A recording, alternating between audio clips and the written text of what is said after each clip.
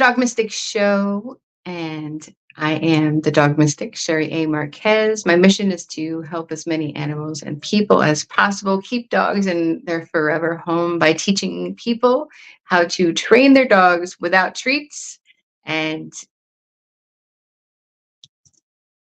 just teach them how to connect with their dogs on the soul level. Also, my mission is to get and keep families healthy by drinking clean Kangen water. And like I said, I just want to help as many animals and people as possible. So my tip for today is what is my tip for today? My mind went blank for a moment there. Sorry. So my tip for today is when you're purchasing a dog at a puppy, when you're purchasing a puppy, then there's so many puppies that have severe crate anxiety. And the reason why is puppy stores, they only are looking at the investment, at what what the money that they're making off of this puppy. And they don't care what this puppy has gone through to get to the store. Okay. So imagine being 8 weeks old, being taken away from your mom, being taken away from all your siblings, thrown in a crate. And if they're out of state, then they're thrown in a crate and they're put on an airplane, probably in the cargo. So they have no clue what's going on. They have all the noises from being in the crate, being in cargo with all of those loud noises. And who knows how long that plane ride is. So by the time that they reach the airport to get transported to a puppy store, they're losing their minds. So unfortunately, I've trained so many puppies that have severe crate anxiety because of the trauma. Their memories are absolutely amazing. Anything that happens to them in between 4 and 9 weeks of their lives is totally ingrained into their minds. They remember it. They remember everything. So my suggestion is adopt. That's the best thing. Or if you really need to go through a breeder, then look for a local breeder. Or if you find the perfect dog in another state or where you have to travel, then fly to that state, rent a car, and make it a road trip. So you're having a road trip with your dog, and you're bonding with the puppy right from the start. That's what I did with my parrot. I adopted a Amazon parrot. I flew out to California, rented a car, and then took a huge road trip from California all the way to Florida. It was amazing. And you have that bonding moment with the animal. So I don't agree with it. I don't think it's fair. And I'm going to be posting some more information on what it feels like a man actually put himself in a large crate and was treated like cargo on a regular airplane and just went through the whole entire experience. So you will have that to watch as well. So, so now I am so excited to bring on Karen, and she's going to explain her love for animals and all of the amazing things that she has done to help animals as well. So give me one moment.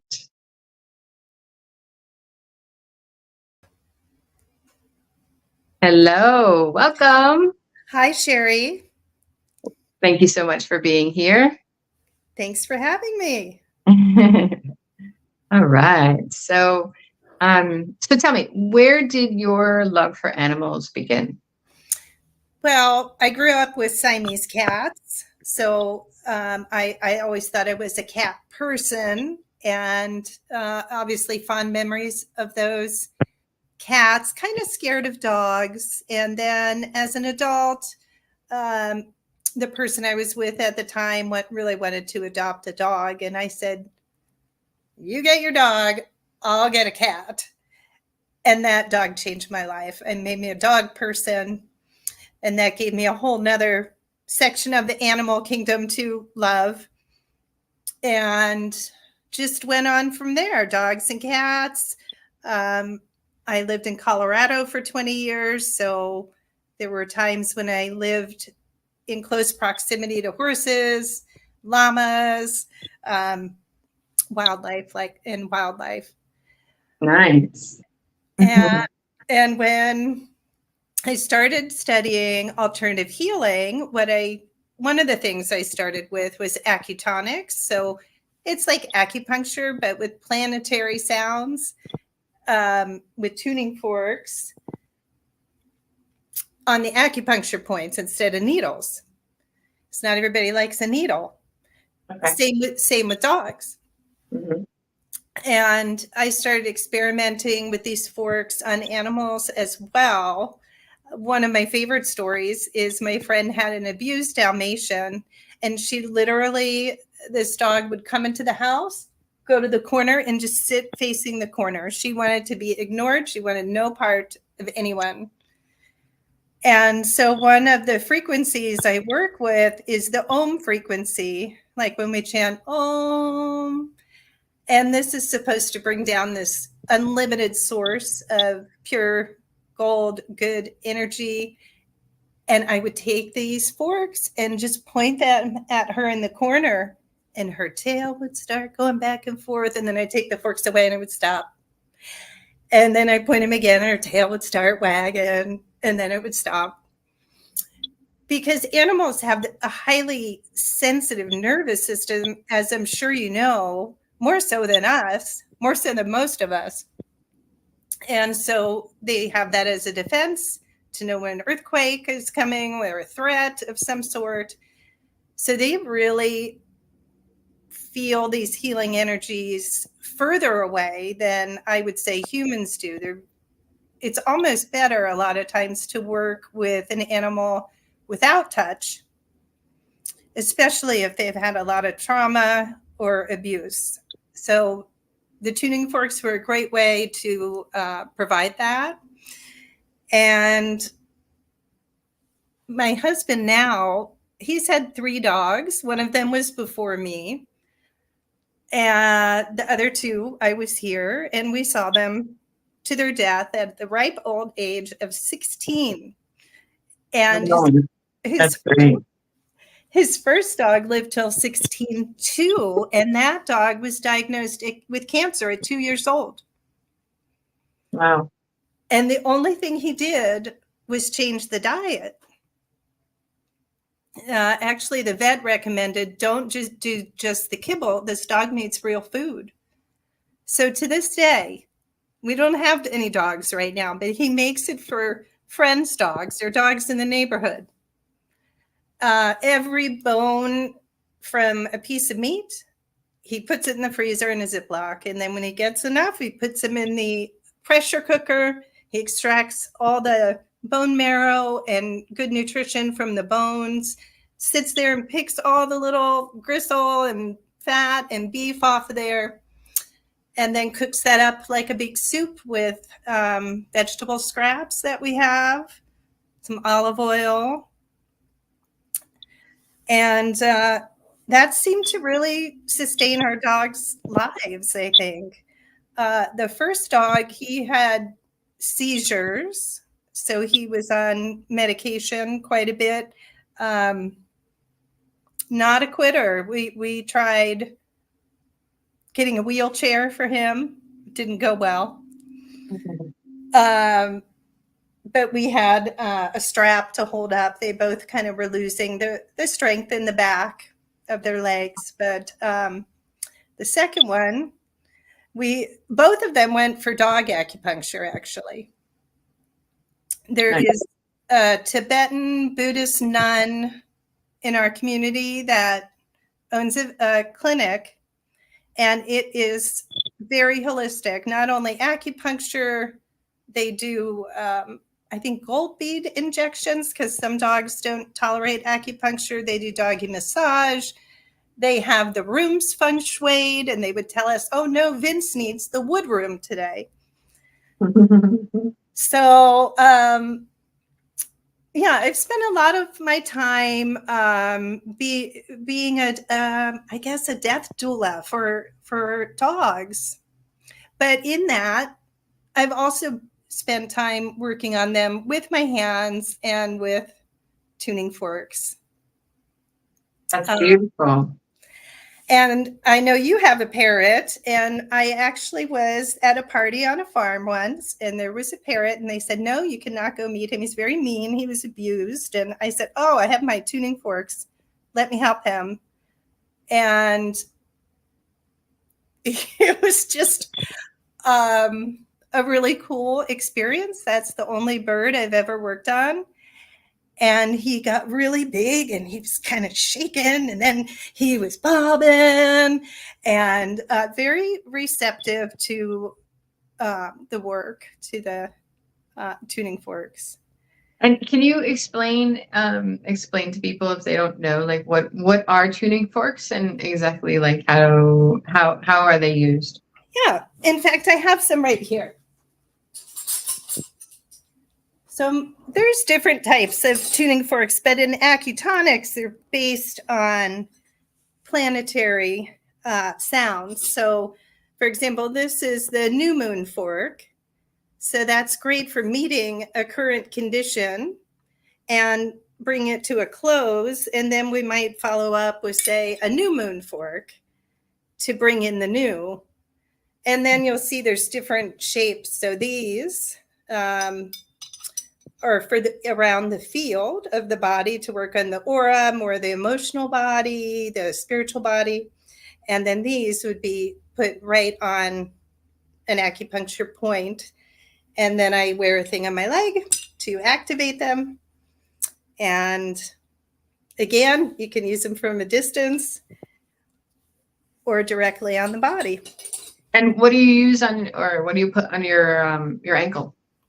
I'll show you. I call it, well, I don't want to tell you what I call it, but it's this thing that straps to my leg, and it has this cool little rubber pad so I don't have to bruise my leg when I activate them. And I have singing bowls too. I find that sometimes that can be a bit much for animals. Right, because of the different pitches, and because animals' senses are so much more amplified than ours. A dog's senses, I mean, at least their sense of smell. Their sense of smell is like 50,000 times stronger than ours. So all of their senses are so much more amplified. So all the different pitches, it's probably like too high. If the singing bowl gets too high, It might be a little too loud for them or too high. I mean, some animals might like it, but in my experience, the tuning forks, they were more receptive to. And then you have to learn like a whole nother spine. I mean, it's similar to ours, but their skeletal system is a little different. So I do have a chart of the dog's spine in the back of my book for humans. Just Nice. for reference. And why would you, or why have you gotten like a bruise on your ankle if you're using the tuning forks? Oh no. I'm just saying, I mean, they're metal, so you need that little pad so you're not hitting hard metal on yourself. Oh, okay. Yeah. Got it. Got it. Nice. And I just have found animals, there's just such a great intuitive companions in general. They know what's going on. Yes, they have that sixth sense. Absolutely. They know way before we know. So that's the beautiful thing. In fact, with my first dog, we were so young. We were right out of college. We weren't probably super responsible, I guess. And our roommate was dating a woman who had a 2-year-old. And we were all in the house. And we lived, there was a lake in the back. And I look out the back window, and there's my dog walking along with the 2-year-old going to the lake. And thank God like, he went with her. we're just strolling along. I'm just making sure that, she's safe and Absolutely. nobody's observing what's going on. So I'll be the protector here. Exactly. So, yeah, that's been my experience with the animals, with horses. I have found horses are great communicators psychically. Mm-hmm. That's my preferred method of working with horses because of their size. I find them a little intimidating. Mm-hmm. Right. But horses, you can, in my experience, from so far away, you can talk to them. You don't even have to be right up close. So with the animal communication, have you been communicating? Like, how did you learn about it, or was it always something that you knew you had and tapped into? Like, how did it come about? I guess that's a really good question. I think I know I am a highly sensitive person. There's a lady, Elaine Aron, that wrote a book, The Highly Sensitive Person. And when I read that book, it changed my life because I grew up hearing, "You're too sensitive," all the time. And in reading this book, there is a certain amount of the population that has a nervous system that's more in line with an animal's nervous system. Now, a lot of times trauma can cause that because when you're in a unsafe place, you have to be looking 360 at all times in all ways. So sometimes I believe that can develop because of trauma, and that is the kind of the sick gift of trauma, I would say. But so I've always kind of been that highly sensitive person. I read that book in my 20s. It wasn't until my 30s that I really realized that not everybody maybe had the same experiences that I did growing up.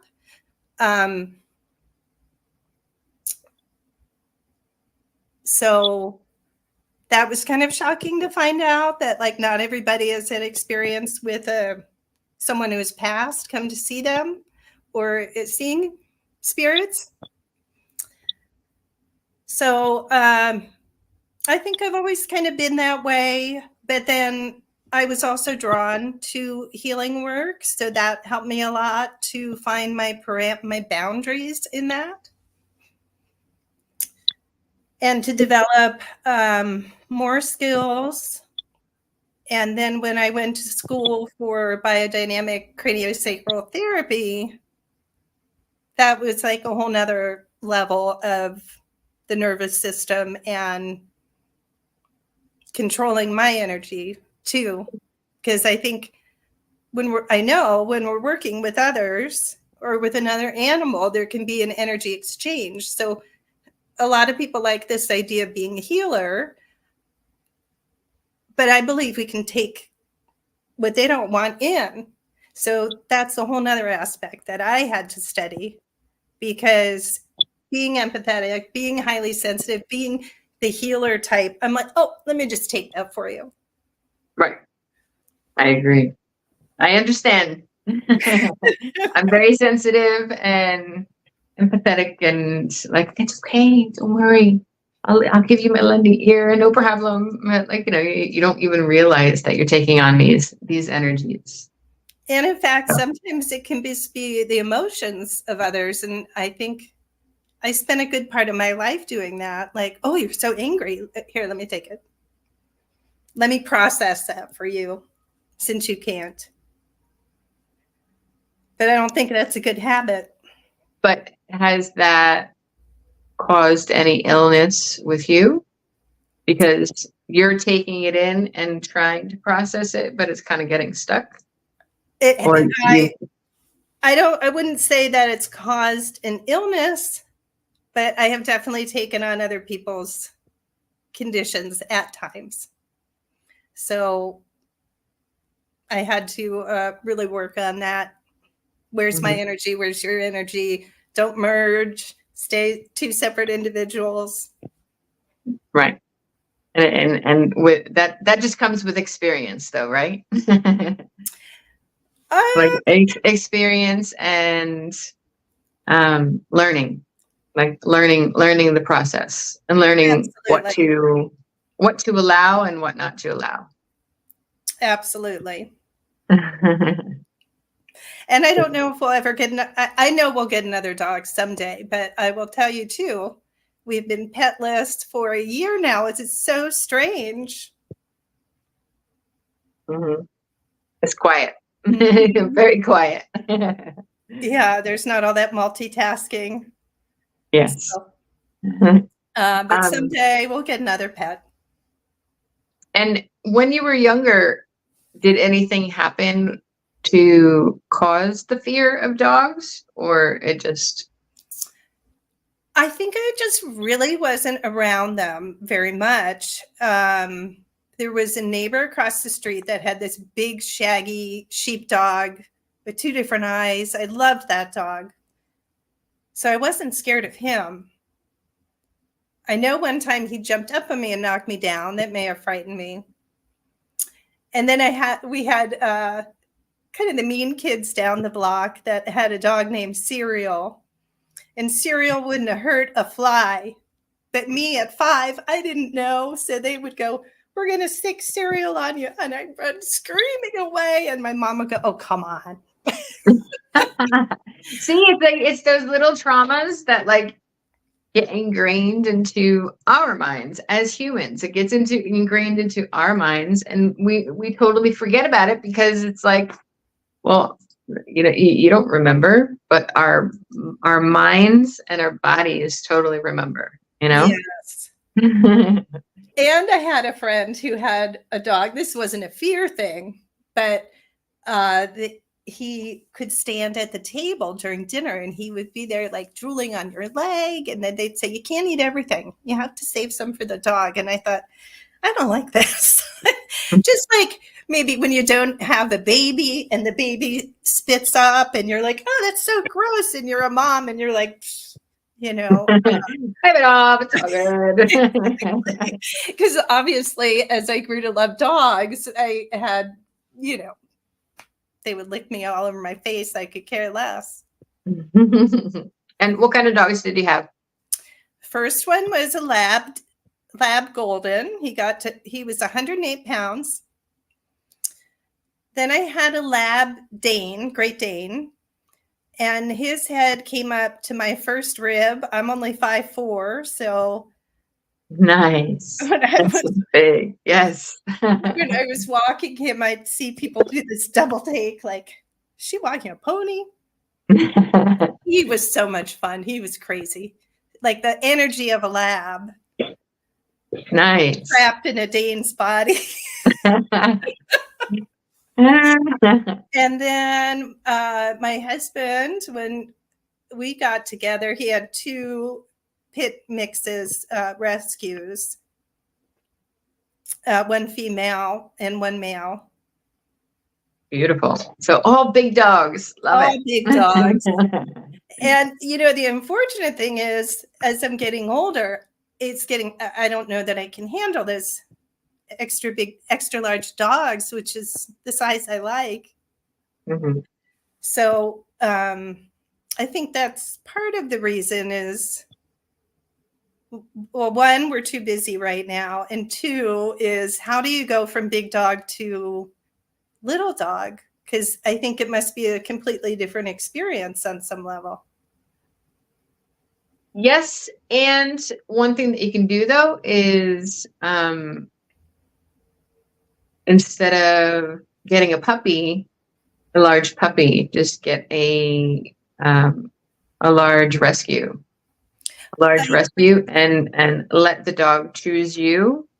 That's And what we've always done.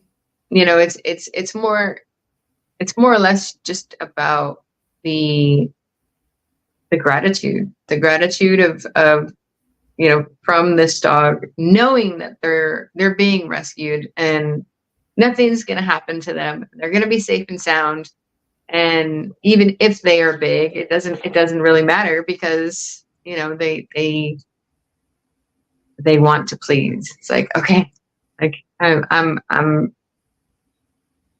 choosing you for a reason. So whatever you want me to do, no problem. I mean, every rescue, every dog has their own personality. And yes, there may be traumas that occurred with, with the dog, but just their gratitude is just unbelievable and unconditional. So it's totally worth rescuing an older dog, and not too old, but I mean, if you don't want to deal with the puppy stages, I mean, let's say 3 and above. That's a good age to My first dog. We went to go look at him when he was 5 weeks old, and they said, go ahead and take him home. 5 weeks. Oh, 5 no. weeks. That's horrible. That is 5 absolutely weeks. horrible. People do. Oops. People do not adopt a dog. Any breeder, any person that has puppies that tell you, just take the dog, it's okay, not a problem. No, that dog, you need to get a puppy at 6 weeks. 9 to 10 weeks is Oh, absolutely perfect, just because they're with the mom, they're getting enough corrections from the mom that, like, they're understanding. When there's one puppy that's going absolutely nuts, what the mom will do is she'll grab him by the scruff of the neck with her teeth, pull him back, give him a growl until they totally submit and then calm down, and then she'll put him down. So the more corrections that puppy gets from the mom, and is learning, pack mentality with their siblings, and like learning about, like, dominance and stuff like that, then it's better. You'll get a better puppy from that experience. So please don't get a puppy that's less than 8 weeks old. It's just not fair to you, because you're going to have more issues, and it's not fair to the puppy. So yeah, this was back in the 90s, and the puppies were in a horse stall in a barn, and I think they just wanted to be done with it. And we didn't know. I was in my 20s. I never had a dog before. It's like, oh, they're so cute. Okay, cool. We'll pick that one. And that dog, I had a neighbor that had this dog that she'd say, speak soft and speak loud. And I thought that was the coolest trick. And I said, I'm doing that with this dog. And I went a step beyond and taught him to say hello and I love you. Ah, nice. He was a great dog. That's great. Great Dane mix I got at 6 months. And I think he had a couple homes before that, but either 6 or 9 months. Still not potty trained, not even a little bit. Wow. So, and then the 2 pits we got from the pound, and my husband's a big supporter of that. He would never purchase a dog. When he was still working in corporate, we'd work with them quite a bit with charity and whatnot. Nice. Yeah. Very cool. Well, eventually one day I'm going to, like, I have it. I have the animal communication, but I've been trying to go through I've been working hard to get through a animal communication course with Lynn McKenzie. And yeah. So I just had too many things going on. It was like, it's like, cool, my entrepreneurial mind is this, I'm going to do this and I'm going to do that. I'm going to do this. I'm going to do that. It's just like, how am I going to do this? Oh my gosh. But no, I mean, like, I know. And when my one dog, Bodhi, passed, and I had an animal communicator, like, communicate with him. And she specifically said, she's like, you've been communicating forever. So just tap in, tune in, and just listen. That's what I was going to say to you. And listen. It's like, I'm trying. I'm really freaking trying. That's what I was going to say to you was, really, like, aren't you already doing that? Like, but I think, like I said, when you're always that way, you don't know that it's different. So I'm sure you're already doing it, or you wouldn't be doing what you do, but you just need that kind of reassurance from someone else, and to have a mentor is always good. Yes. Like I know, like, my clairs, I'm clairsentient. So I'm like, I feel everything that's going on. So I'm definitely like I know that I'm like definitely in tune to that, but to actually like tune in more, to actually like hear like any audio or visual, like, so it'll come. How exciting. How exciting and fun. Yes. So I'm always learning. Always. One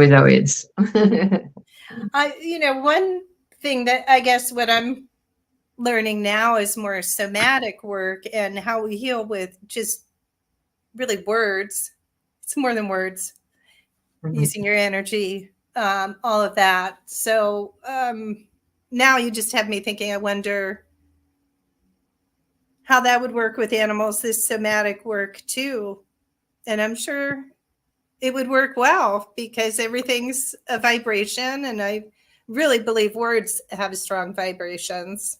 Mm-hmm. Well, I mean, that's how I teach. I mean, my teaching is all about tone inflections. I don't teach with I don't train with treats, because if you're giving a dog a treat for every single thing that they do, then they're going to expect it. And then if you don't have a treat, then they're going to look at you like, I'm not going to do that. So it's all about your tone inflections. So when they're doing something right, yay, oh my gosh. And then when they're doing something wrong, then it's firm. If you're stopping them in the act of doing something, then it's short, firm. Nope. So it's just stopping them, So it's all about your tone inflection. What's the naughtiest thing a dog has ever done in your experience? Well, there's so many, but I mean, my own dog, the name for a dog is extremely important. So if you're going to name your dog Chaos, then you better expect some chaos. Oh, because my pit bull, I named him Chaos, and he was a Mr. Houdini. So I didn't realize exactly how he got out of the crate for 2 years after. So we would be gone. He would be in the crate. We would come home. All 4 walls would be up. I realized what he did. So it was the metal crates, and they fold up and everything. So he would he realized that like one of the hooks comes undone on the bottom. So he just kept on nudging, unhooked it, squeezed his body out. Oh my And God. he was black and brown brindle. So we couldn't even see that there was any scrapes or cuts or anything from the crate. And he was a huge chewer. So he would chew on everything. We would come home and crystal ornaments, a CD case. It's large CD cases with like the most amazing mixes that are like, you know, like one of a kind, gone. Like the CDs were torn to pieces. I was just like, so, Oh, chaos. yeah. So for we couldn't trust him out of the crate until he was over 2 years old. After like labs and pit bulls are puppies until they're 2. Yeah. 24 months. Usually a puppy is like turns from puppy to an adult at 14 months, but not a lab or a pit bull. So we couldn't trust him out of the crate until he was over 2 years old. And then he was perfect after that. But you know, those 2.5 years were challenging. I bet. I know puppy years are no joke, right? But Yeah. so fun. So worth it. He's one of my angels for sure. My For first sure. dog was Cookie Head, so I'm not sure what that name brings about. Cookie Head. Cookie Head? Cookie Head Jenkins. It's a name from a movie. He He had a last name too. What are your thoughts on people giving human names to dogs? Like Bob. To each his own, really. I mean, you know, people are gonna name their dogs whatever they want. And I have trained every name probably in the book. So it's definitely interesting. I know some people feel strongly about it. You know, it's definitely interesting, but I mean, like, you know, especially the people that get their dog and treat them like a child, and it's okay to give your dog as much love as possible, but especially the small dogs, when you have a small dog and you treat it like a child and you carry it everywhere with you, you're only causing more harm, more anxiety, more harm, more aggression, because the dog thinks that they have to protect you because they're always so close to you. So there's more harm than good, and an animal is an animal. And, you know, we've domesticated them, but they still have animal instincts. So allow them to be a dog, put a leash on the dog and let them walk around. They need the exercise, people, please. Yes. I know someone like that. Mm-hmm. Yeah. The stroller Mm-hmm. at every event, even a funeral. It's an animal. Allow them to walk. I mean, you know, it's if you're doing it when they're puppies, they don't know any difference in anything different, but they need exercise. They need to be walking on a leash and be free and learn some commands and treated. Sherry, do you have holistic vets where you are? I'm thinking of the one you do. Okay, I'm hoping that's becoming a standard. Yes, everywhere, but I wasn't sure. Yes, it's very important, and I'm in Southeast Florida, so there's plenty around. Good. So Yes. And they even prescribed herbs instead of medication, just like an acupuncturist would. No, I totally believe in it. Totally, 100% believe in it. I mean, like, my dog Emma, when she was 10 years old, she started, like slowing down and getting arthritic. But then I became a part of Enagic and selling Kangen water systems. So Kangen ionizers. And as soon as she started drinking the water, I mean, her mobility got better, her energy level. She got an extra pep in her step that, like, when we were walking, she was walking ahead of me, playing with all the puppies, like, no issues whatsoever. So it definitely made her life last longer, as well as like different supplements and natural supplements and mushroom supplements and everything. I mean, like, I believe in it all. Totally. It's great. Dogs and cats are living greater lives now with all this holistic remedies coming into their world. Yes, it's fabulous. So where can people find you, and what my website is www.yoursoulshining.com. And I'm in Gaithersburg, Maryland. And I have a lovely treatment room in my home in Gaithersburg, Maryland. And I also work distance. So I do remote sessions. So the remote is just energy sessions? Actually, yes. The sound healing, it's difficult to do from afar. Mm-hmm. And the sound on the microphone doesn't always pan out. And I'm not allowed to call it biodynamic craniosacral because technically that's a hands-on treatment. But when I was in school, COVID was still pretty common. And so they had to start doing these, trying to see, can we do these distance-wise? But I have been working at distance for a long time from my previous studies in energy work. So I found it quite easy. So yeah, I would call it energy work, but people still feel experiences in their body and they don't expect to feel a lot of times. They'll say, I wasn't expecting to feel it that much.